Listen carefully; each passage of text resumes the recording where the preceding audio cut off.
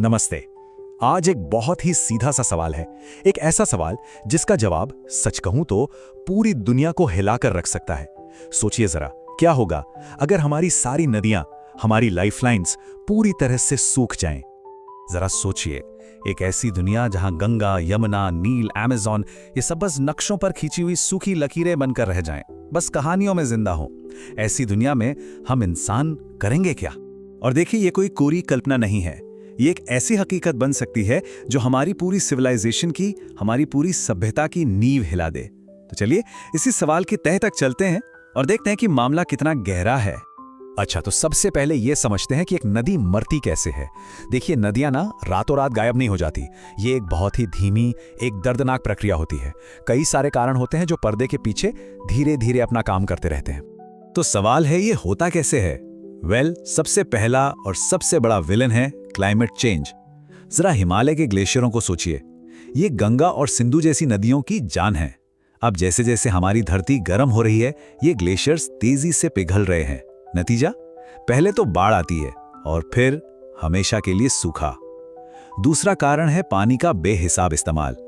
हमारे शहर, हमारे खेत जमीन के नीचे से पानी इतनी तेजी से खींच रहे हैं कि वो सोर्स ही सूख रहे हैं।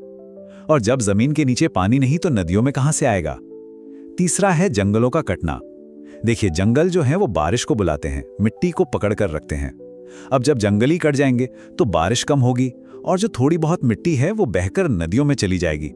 इससे नदियां उथली और कमजोर हो जाती हैं। और हाँ, चौथा कारण, हर जगह बने हुए बांध यानी डैम्स। ये नदियों के नेचुरल फ्लो को रोक देते हैं।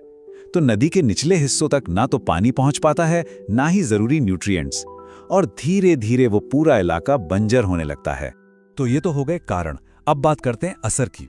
अगर नदियां सच में सूख गईं तो होगा क्या? ये सिर्फ पानी की कमी नहीं होगी, नहीं, ये एक डोमिनो इफेक्ट की तरह होगा। एक ऐसा संकट जो एक के बाद एक हर चीज को अपनी चपेट में ले लेगा। सबसे पहली और सीधी चोट पड़ेगी पीने के पानी पर। दुनिया की आधी से ज्यादा आबादी, सोचिए, आधी से ज्यादा नदियों के किनारे ही तो बसती है। उसके ठीक बाद खेती, एग्रीकल्चर का पूरा सिस्टम बैठ जाएगा। हमारी फूड सप्लाई चेन टूट जाएगी। और बात यहीं खत्म नहीं होती। हमारे जो पावर प्लांट्स हैं ना, उन्हें ठंडा रखने के लिए नदी का पानी चाहिए। पानी नहीं तो बिजली नहीं, मतलब बड़े बड़े ब्लैकआउट। और इस बात की गंभीरता समझने के लिए बस ये एक आंकड़ा काफी है। दुनिया का 70% फ्रेश वाटर सिर्फ और सिर्फ खेती में इस्तेमाल होता है। तो जाहिर है, जब पानी नहीं होगा तो खाना कहां से होगा?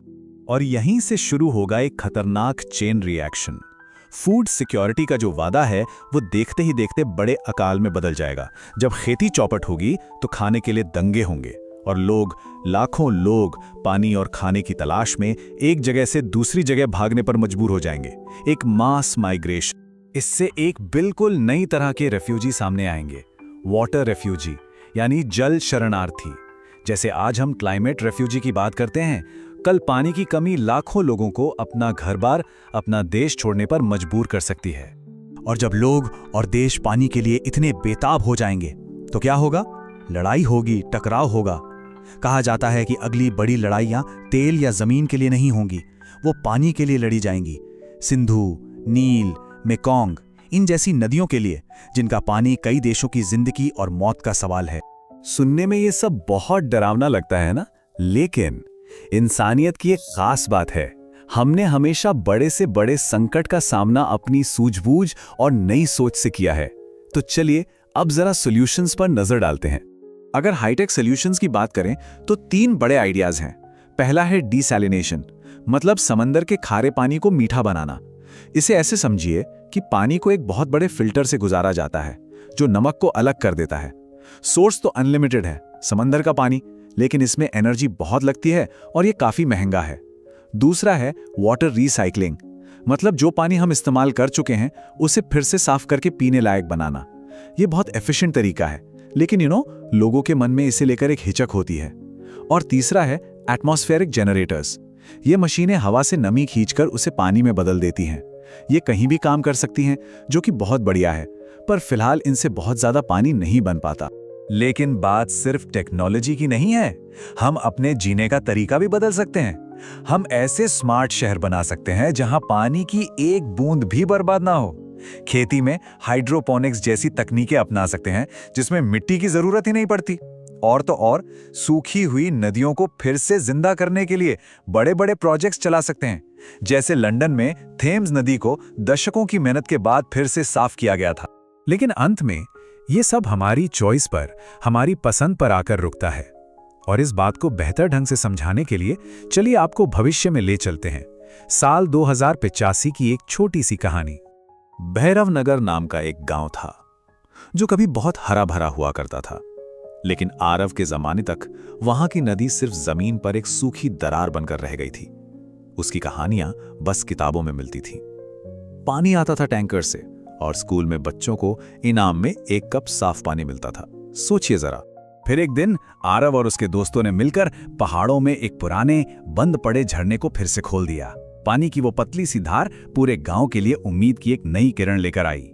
इस कहानी का मतलब साफ है, जब तक इंसान का जज्बा नहीं सूखता, जब तक हम सब मिलकर कोशिश करते हैं, तब तक नदियों को भी वापस जिंदा किया जा सकता है।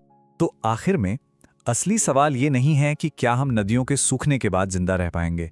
शायद रह लेंगे, इंसान कोई ना कोई जुगाड़ निकाल ही लेता है। असली सवाल ये है, क्या हम अपनी नदियों को उस हाल तक पहुंचने ही देंगे? फैसला हमारा है।